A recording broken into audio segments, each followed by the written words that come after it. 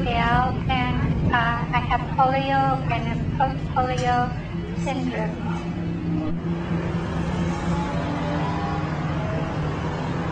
I took a taxi when I was younger and had polio and had to go to school right after the war. The taxicab service, this was in California, actually picked up the polio kids and took them to school. But I've never heard of anything like that ever happening here. And, you know, I was able to get in and out of the cab with my crutches. In San Francisco, right after the war, they, you know, the taxicab drivers, I don't know, it was a whole different attitude of people. They were involved with a community service. And there were, that was right after the big epidemics of polio, and there were a lot of children that needed to get to special schools that could handle them. And the taxi cabs actually came around to your house and picked you up and brought you home. So, you know, but that's a long, long time ago. It was wonderful. It gave you a good feeling about the company that they were willing to give back to the community.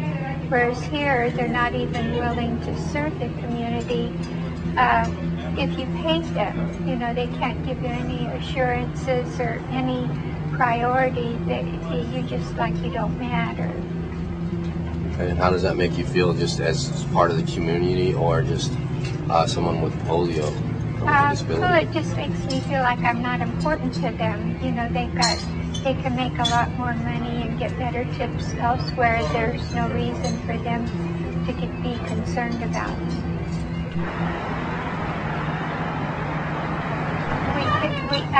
We just gave up trying. We actually found our alternative transportation, or we would get friends to take us, and then we'd return the favor for the other friends. For instance, in going to the airport, where we needed to go out to the airport, they said they just couldn't guarantee that they could get us in time and get us to the airport on time. So we just gave up. And so we had to try alternative ways to get there, and forgot about the taxi cabs coming out for that reason. It's just too cumbersome and too hard, and they can't guarantee you either.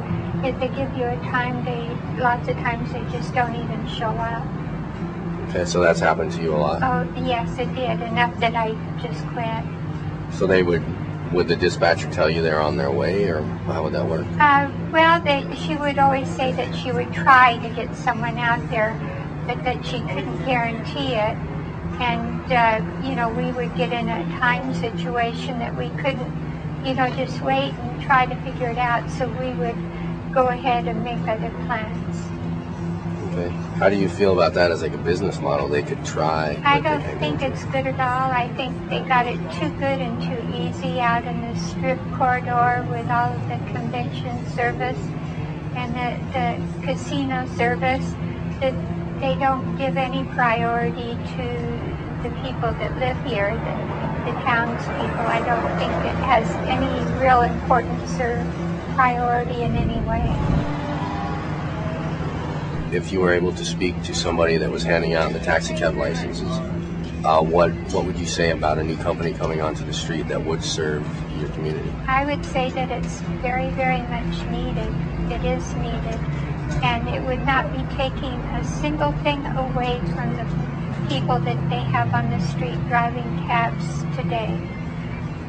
There are just places, even though they have disability transportation services or different levels of transportation, it would not give us the freedom to be able to call a cab to come over in an hour, pick us up somewhere, take us directly there, bring us back directly to our door, and you know, and we would pay for the service.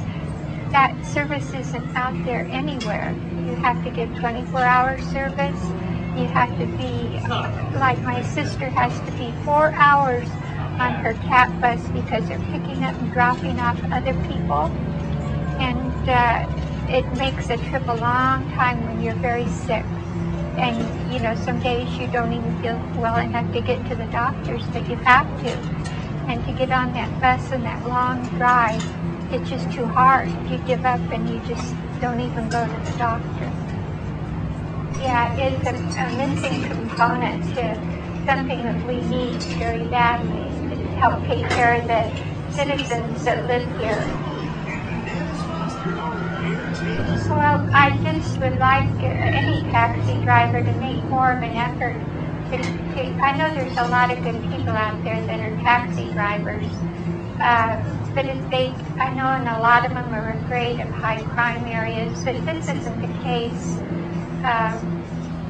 There's got to be somebody willing to go to those places and take care of the disabled people. We've fallen through the cracks, a lot of us, and we just need more help.